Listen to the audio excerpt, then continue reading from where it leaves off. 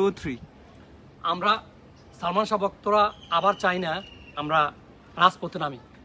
প্রিয় দেশবাসী, আপনারা প্রত্যেকে অবগত আছেন, দীর্ঘ 30 বছর পর স্বপ্নের নায়ক সালমান শাহ লাশ আবারও কবর থেকে উত্তোলনের নির্দেশ দিয়েছে আদালত।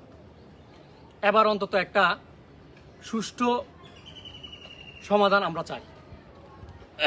আজকে 30 বছর হয়ে গেল সালমান শাহ হত্যাকারীদের এখন পর্যন্ত গ্রেপ্তার করা হয়নি।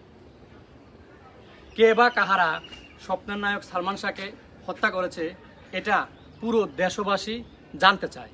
আমাদের মতো অগণিত সালমান শাহ ভক্তরা আমরা এখনো আশায় বুক বেঁধে আছি, অন্তত সালমান শাহকে কে হত্যা করেছে এটার একটা সুষ্ঠু সমাধান বের হোক। এটা যদি আত্মহত্যা হয়ে থাকে তাহলে ইনভেস্টিগেশনের মধ্যে দিয়ে প্রমাণিত হবে, আর যদি আত্মহত্যা না হয়ে থাকে তাহলে এটাকে হত্যাকাণ্ড হিসাবে এর আগে আদালত এটাকে গ্রহণ করেছে। এখন কে বা কাদের প্ররোচনায় আদালতের একটা সুনির্দিষ্ট রায় থাকা সত্ত্বেও এখনও আসামিরা কেন গ্রেপ্তার হচ্ছে না, আমি তার তীব্র নিন্দা এবং প্রতিবাদ জানাচ্ছি। আমাদের মতো সালমান শাহ ভক্তরা এখনও আমরা আশায় বুক বেঁধে আছি, সালমান শাহ হত্যাকারীদের দ্রুত গ্রেপ্তার করুন।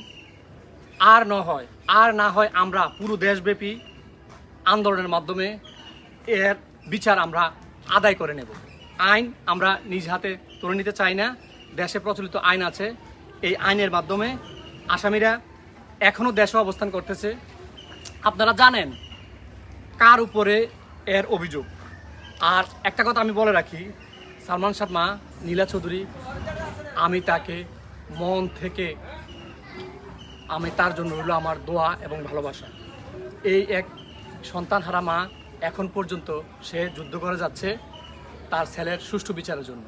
এমনকি সালমান শাহর মামা আলমগীর কুমকুম, তাকেও আমার হৃদয় অন্তঃস্থল থেকে রইল গভীর দোয়া এবং ভালোবাসা। আল্লাহ তাকে নেক হায়াত দারাজ করুক। আমরা এই হত্যাকাণ্ডের বা এই বিচারের দাবিতে আমরা এখনও আছি। প্রয়োজনে ভবিষ্যতে আবারও আমরা রাজপথে নামব।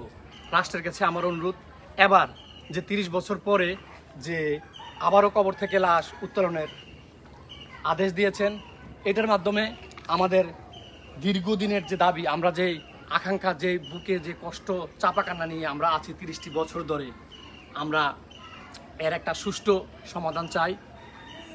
গতকালকে এক সাংবাদিক লিখেছেন যে আগামী 100 বছরও সালমান শাহর মতো একজন নায়ক বাংলাদেশে আর আসবে না। আমি মনে করি শুধু বাংলাদেশে না, উপমহাদেশে সালমান শাহর মতো কোনো নায়ক এখন পর্যন্ত জন্ম হয়নি, ভবিষ্যতেও হবে না। তার ফ্যাশন, তার স্টাইল, তার চালচলন সব কিছু 90-র দশকের যে ফ্যাশন সালমান শাহ করে গেছে, এখন পর্যন্ত আমাদের পার্শ্ববর্তী দেশ বলিউডে এখন পর্যন্ত তাকে তার ফ্যাশন অনুসরণ করে। আপনারা দেখবেন সালমান খান, শাহরুখ খান মাথায় যে হেড পড়ছে সে এটা 96-এ পড়ে গেছে, এখন এটা ট্রেন্ডিং। তারপরে ডান হাতে যে ঘড়ি, বিশেষ করে আমিও ডান হাতে ঘড়ি পরি, সালমান শাহকে দেখে ইন্সপায়ার হয়েছি।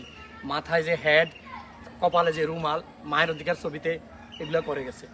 এরকম একটা নায়ক বাংলাদেশ থেকে চলে যাবে বা সে আত্মহত্যা করবে, সেটা কোনোদিনও কেউ কল্পনাও করতে পারে না।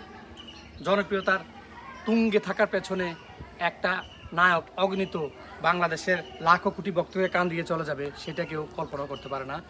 কার দিকে হত্যার তীর ছোড়া হয়েছে আপনারা জানেন। সকলেই মিথ্যা হতে পারে না। সবাই যদি মিথ্যা হয় তাহলে পৃথিবী এতদিন বেঁচে থাকতো না।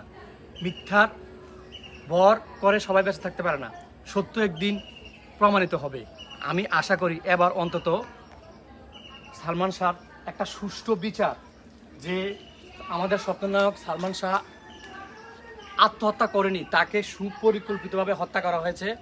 আমার রাষ্ট্রের কাছে বিনীত অনুরোধ করছি, এটার একটা সুষ্ঠু সমাধান আপনারা করে দিন। আমরা যে কষ্ট, যে বুকে কান্না নিয়ে 30টি বছর অপেক্ষা করছি, এবার এর মাধ্যমে একটা সুষ্ঠু বিচার আমরা পাবো। বিশেষ করে এই সরকার, এই বিএনপি সরকারের কাছে আমার আকুল আবেদন, সালমান শাহ হত্যাকারীদের খুঁজে বের করে তাদেরকে দৃষ্টান্তমূলক শাস্তি দিন। সবাই ভালো থাকবেন, সুস্থ থাকবেন। আল্লাহ হাফেজ।